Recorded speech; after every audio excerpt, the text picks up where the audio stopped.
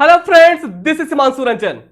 Today I came up with one most important topic which are going in my YouTube channel. आप लोग देख रहे हो कि मैं MCQ का सीरीज चला रहा हूं फॉर CMA इंटरमीडिएट वाले स्टूडेंट्स के लिए, ठीक है। तो फ्रॉम क्वेश्चन नंबर 1 से लेकर के क्वेश्चन नंबर 20 तक मेरे YouTube चैनल पे फर्स्ट पार्ट है MCQ बीट क्वेश्चंस का, उसमें अपलोडेड है। From question number 1 to question number 20 in my YouTube channel is uploaded on part 1, ठीक है। और फ्रॉम क्वेश्चन नंबर 21 से लेकर के 40 तक पार्ट 2 में अपलोडेड है, और क्वेश्चन नंबर 41 से लेकर के 60 तक पार्ट 3 में अपलोडेड है, एंड फ्रॉम क्वेश्चन नंबर 61 से लेकर के क्वेश्चन नंबर 90 तक मेरे YouTube चैनल पे पार्ट 4 है, जो मेरा MCQ बीट क्वेश्चंस का जो सीरीज में चला रहा हूं उसमें अपलोडेड है, ठीक है, पार्ट 4 में। और आज मैं जो स्टार्ट करने वाला हूं यह है पार्ट 5 है। इसमें मैं आज डिस्कस करूंगा फ्रॉम क्वेश्चन नंबर 91 से लेकर के क्वेश्चन नंबर 110, ठीक है, 91 से लेकर के 110 तक आज हम लोग डिस्कस करने वाले हैं, ठीक है फ्रेंड्स।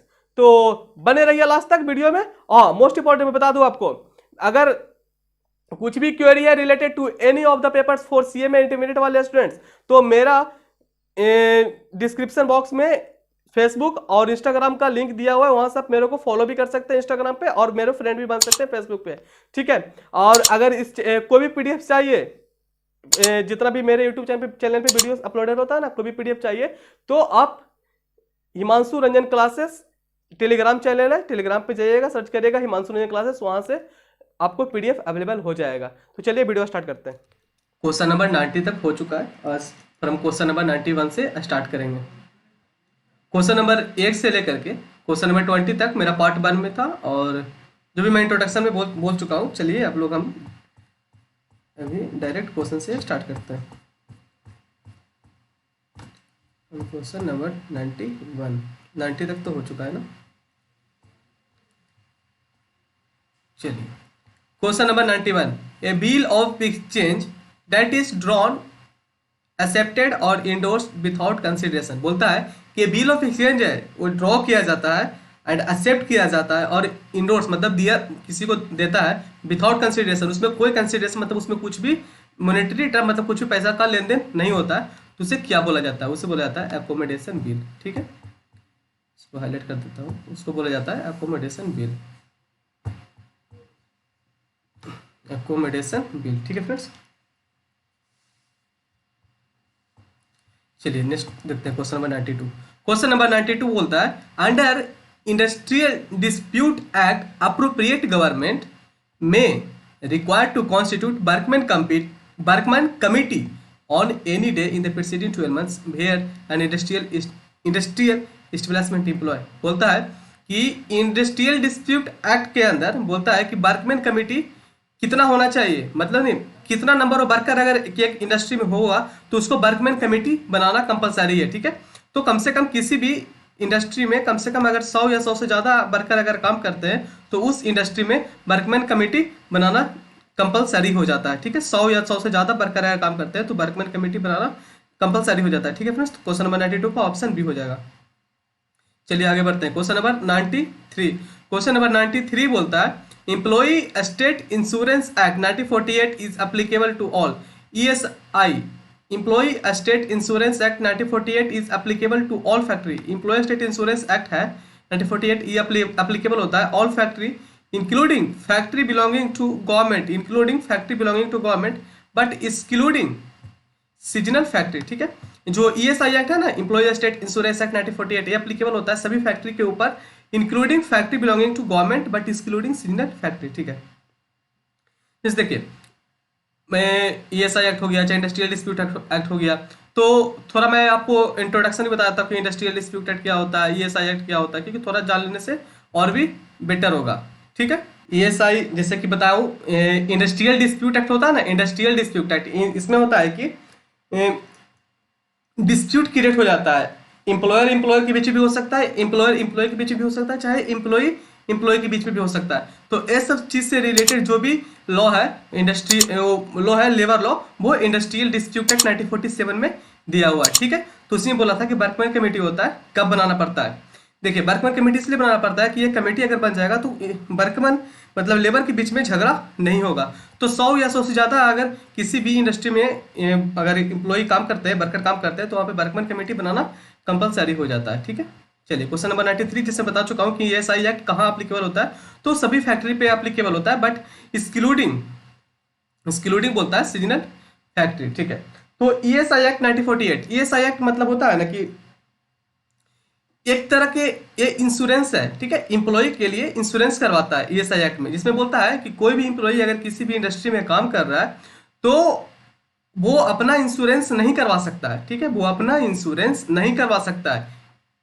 देखिए बता रहा हूँ, कोई भी इंप्लॉय है तो देखिए उसको जितना भी पैसा मिलता है ना तो खर्च कर देता है, वो अपना इंश्योरेंस नहीं करवाता, तो इसका रिस्पॉन्सिबिलिटी एम्प्लॉयर को दिया गया। एम्प्लॉयर एम्प्लॉय के बदले, ठीक है, इसका रजिस्ट्रेशन करवाएगा, मतलब कि रजिस्ट्रेशन करवा देगा इंश्योरेंस कंपनी में इसका एम्प्लॉय का। ठीक है, तो ये ESI एक्ट है वो अप्लीकेबल होता है अगर किसी भी एम्प्लॉय का अगर सैलरी या वेजेस अगर 21,000 या उससे नीचे है तो ESI एक्ट अप्लीकेबल हो जाता है। ठीक है, तो ESI में जो कॉन्ट्रीब्यूशन होता है ना, कितना करना होता है, तो इसमें एम्प्लॉयर होता है वो 3.25% करता है, एम्प्लॉयर सैलरी या वेजेस के जितना भी एम्प्लॉय को मिलता है। ठीक है, और 0.75% करता है एम्प्लॉय। ठीक है, तो ये हो गया ESI एक्ट से रिलेटेड और ये हो गया इंडस्ट्रियल डिस्प्यूट एक्ट से रिलेटेड। ठीक है फ्रेंड्स, चलिए आगे बढ़ते हैं। क्वेश्चन नंबर 94, क्वेश्चन नंबर 94 बोला a partner must give a public notice of his retirement from the firm in order to absolve himself from the liability for the act of the other partner done after his retirement. ठीक है, बोलता है कि एक partner होता है, एक partner है जो कि पार्टनरशिप एक फॉर्म है, मतलब उन लोग एक पार्टनरशिप खोला था। ठीक है, तो वो पब्लिक नोटिस दे देता है, partner must give public notice of his retirement from the firm in order to absolve himself. वो एक पब्लिक नोटिस दे देता है, उसमें बोलता है कि in order to absolve himself from the liability for the act, बोल देता है कि मेरा अब कोई भी लायबिलिटी नहीं रहा इस फॉर्म में, for the act of the other partner done after his retirement. उसके बाद बोल देता है कि जब वो निकल गया पार्टनरशिप फॉर्म से तो उसके पहले तक उसके ऊपर कोई लायबिलिटी नहीं था और आगे भी उसके ऊपर कोई लायबिलिटी नहीं होगा, तो उसके क्या बोला जाता है, उसको बोला जाएगा ओस्टेंसेबल पार्टनर। ठीक है, ओस्टेंसेबल पार्टनर इसको बोला जाता है। ठीक है फ्रेंड्स, तो क्वेश्चन नंबर 94 का option B ostensible partner. Next move करते हैं क्वेश्चन नंबर 95। क्वेश्चन नंबर 95 बोलता है a prospectus which does not have complete particular on the price of security offered and quantum of security offered by the company is known as, ये red herring prospectus होता है। ठीक है, red herring prospectus.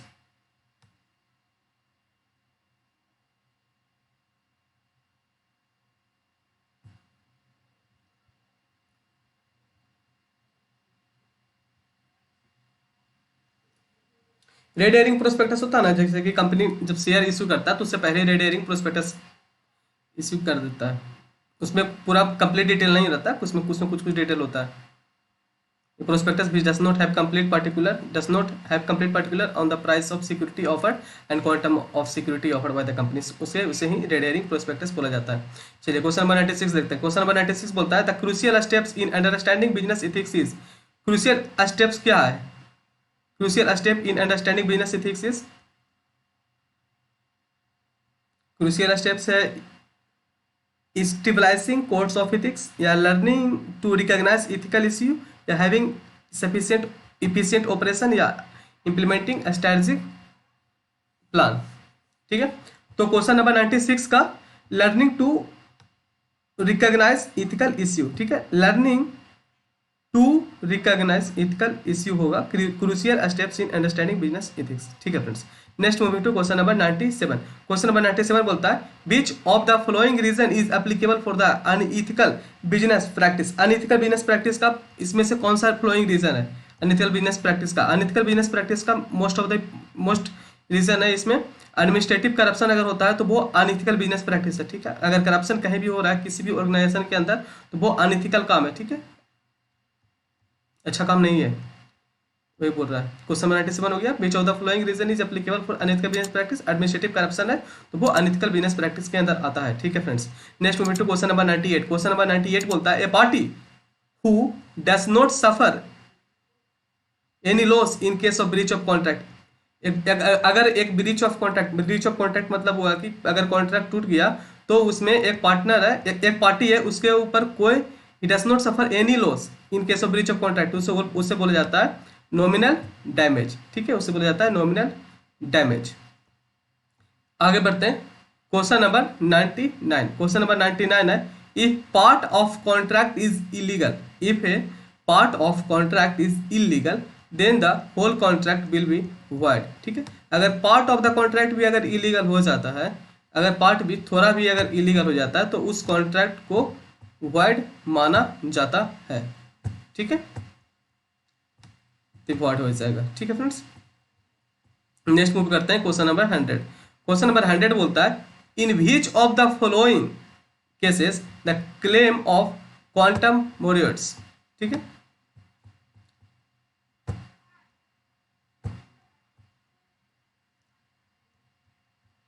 तो इससे बोला जाता है where the contract is divisible, where the contract is divisible. Okay, quantum meruit मतलब होता है where the contract is divisible. ये फ्रेज आप याद रखिएगा, लैटिन वर्ड है क्वांटम मेरियट्स, इसका बोला जाता है where the contract is divisible.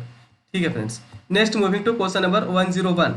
Amit tells Bharat, Amit कहता है भारत से in the presence of Chetan, Chetan वहाँ पे प्रेजेंट रहता है, that Amit is agent of Chetan. ठीक है, Amit is agent of Chetan. Chetan maintain silence, Chetan silent रहता है उसमें, इंस्टेड ऑफ डिनाइंग इट, मना करने के बावजूद, मना नहीं करता बट वो साइलेंट रहता है। लेटर अमित सेल चेतन गुड्स। ठीक है, लेटर अमित है जो सेल कर देता है चेतन गुड्स टू भारत। ठीक है, Chetan cannot dispute Bharat title to the goods, this example of, इसको बोला जाता है सेल बाय स्टॉपेल। ठीक है, इससे बोला जाता है सेल बाय स्टॉपेल, कि मतलब कोई एक आदमी है दूसरा का सामान को बेच भी दिया फिर भी उसे कोई आपत्ति नहीं है। ठीक है, मतलब उससे पूछ के नहीं बेचा बट उसको ऊपर कोई आपत्ति नहीं है, वो उसको जो टाइटल उसको मिला, मतलब उसको ओनरशिप जो नेक्स्ट पर्सन को मिला वो मतलब वैलिड माना जाएगा। ठीक है फ्रेंड्स, क्वेश्चन नंबर 101 का ऑप्शन सी हो जाएगा। Next moving to question number 102। An act to dissuade the intending buyer from bidding or from raising the price by pointing out defect in the goods or by doing some other fact which prevent person from forming a fair estimate of the price, इससे बोला जाता है dumping, इससे बोला जाता है dumping. ठीक है,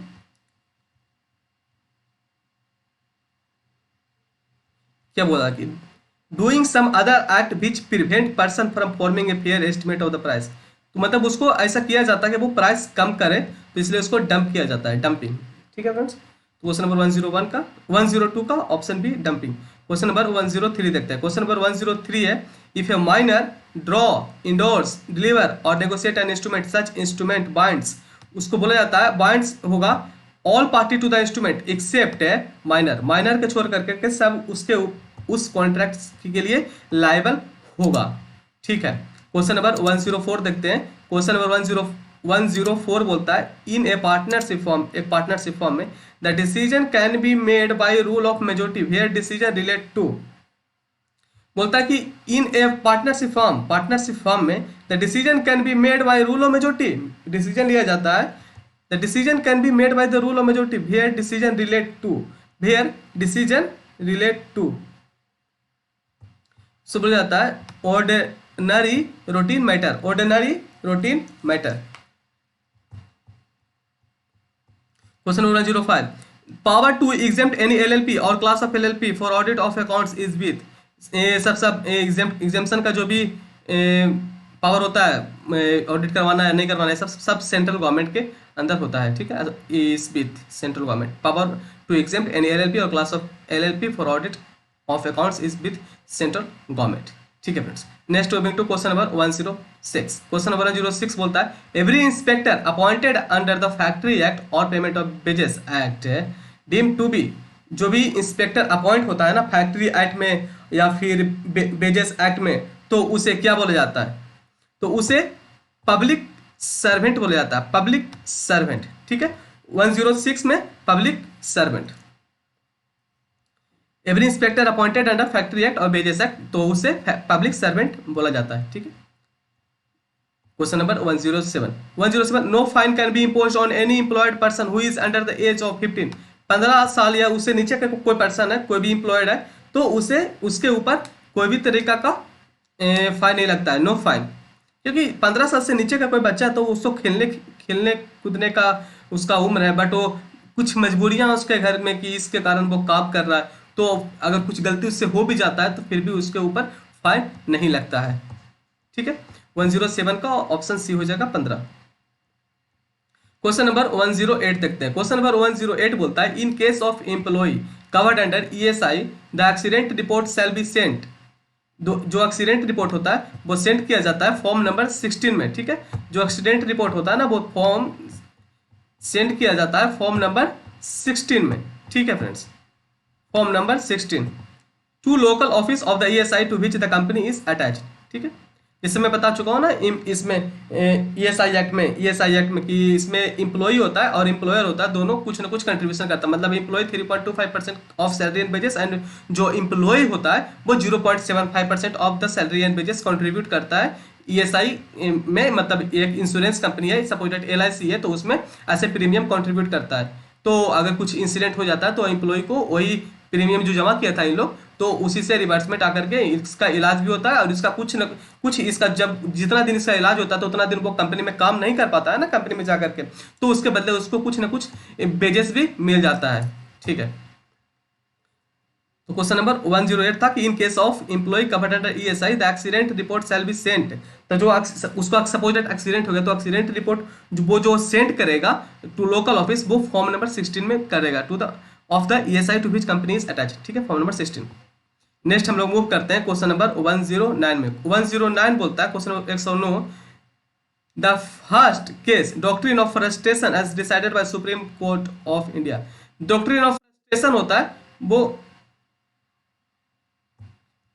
the first case doctrine of frustration as decided by Supreme Court of India is, इसको डॉक्ट्रिन ऑफ फ्रस्ट्रेशन में आता है सत्याव्रता घोष वर्सेस मुगीनेरम। ठीक है, इसका मैं बताता हूं under section 56 of the contract act 1957 के अंदर एक केस बोलता है, उसमें बोला जाता है सेक्शन 56 मैं आपको पहले बता देता हूं। उसमें बोला गया है कि सेक्शन 56 में कि कोई भी एक्ट अभी पॉसिबल है बट बाद में जाकर के इम्पॉसिबल हो जाता है। ठीक है, इम्पॉसिबिलिटी ऑफ कॉन्ट्रैक्ट, तो जो भी इम्पॉसिबिलिटी ऑफ कॉन्ट्रैक्ट है तो वो वॉइड बना जाएगा। ठीक है, वो वॉइड हो जाता है, मतलब वो कॉन्ट्रैक्ट हो ही नहीं सकता है, इम्पॉसिबल हो जाता है। ठीक है, मैं आपको उसका एक एग्जांपल देता हूं। सपोज दैट कोई दो पर्सन है, कॉन्ट्रैक्ट किया कि वो शिप आएगा तो गुड्स मैं वहां से खरीद लूंगा, कॉन्ट्रैक्ट हो चुका है, बट शिप और आ रहा था बट वो समुद्र में डूब गया। तो क्या हो गया ना कि जब समुद्र में डूब गया तो कॉन्ट्रैक्ट तो वैलिड पहले था बट अब वॉइड हो गया, तो वो हो गया इम्पॉसिबिलिटी ऑफ कॉन्ट्रैक्ट, तो वो सेक्शन 56 के अंदर आता है।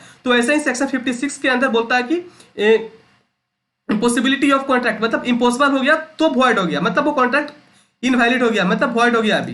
बट ये जो सत्याव्रता घोष वर्सेस मुगीनेरम का जो केस लॉ है, इसमें ऐसा हुआ था कि सेकंड वर्ल्ड वॉर से जो सेकंड वर्ल्ड वॉर था ना वो चल रहा था, तो उसमें क्या हुआ था कि सत्याव्रता घोष एक कोलकाता का लैंड में वाला था आदमी, तो इसका बहुत जमीन था। तो ऐसा हुआ कि इसका जमीन मुगीनेरम का जमीन था, तो ये दोनों के बीच में डिस्प्यूट हो गया। ऐसा डिस्प्यूट ऐसा हुआ था, मैं आपको शॉर्ट बता देता हूं कि लैंड था इन लोगों का और उसके ऊपर जब वह आर्मी लोग आया मतलब यहाँ सेकंड वर्ल्ड वॉर में, तो कब्जा कर लिया पूरा लैंड के ऊपर। तो फिर बाद में कॉन्ट्रैक्ट तो ये दोनों के बीच में था, फिर बाद में बोला कि चलो मेरा लैंड वापस करो। तो इसके लिए इन लोग सुप्रीम कोर्ट पहुंच गया। तो सुप्रीम कोर्ट जब पहुंच गए इन लोग तो बोला कि मेरा लैंड वापस नहीं कर रहा है। ठीक है, तो ये तो था ना, तो सुप्रीम कोर्ट बोला कि देखो लैंड अभी वापस नहीं कर रहा है ना, तो ये डिले कुछ दिन के लिए डिले हो रहा है, ये हमेशा के लिए तो हो नहीं रहा है ना। ये वर्ल्ड वॉर अगर चल रहा है तो कुछ दिन में बंद हो जाएगा, तब जब वर्ल्ड वॉर बंद हो जाएगा, खत्म हो जाएगा, एंड हो जाएगा, तो उसमें तुम्हारा लैंड वापस मिल जाएगा। तो इम्पॉसिबिलिटी ऑफ कॉन्ट्रैक्ट के अंदर ये नहीं आता है। ठीक है, सत्याव्रता घोष वर्सेस मुगीनेरम। ठीक है फ्रेंड्स, मैं आपको शॉर्ट में बता दिया। चलिए क्वेश्चन नंबर 110, अगर इसको देखना है आपको सेक्शन 56 तो आप मेरे यूट्यूब चैनल पे मेरा ऑलरेडी एक सेपरेट वीडियो इसका अपलोडेड, आप वहां से देख सकते हैं। ठीक है, क्वेश्चन नंबर 110 बोलता है application for director identification number is to be made to central government. Application किया जाता है for director identification made to central government, वो DIN 1 में किया जाता है।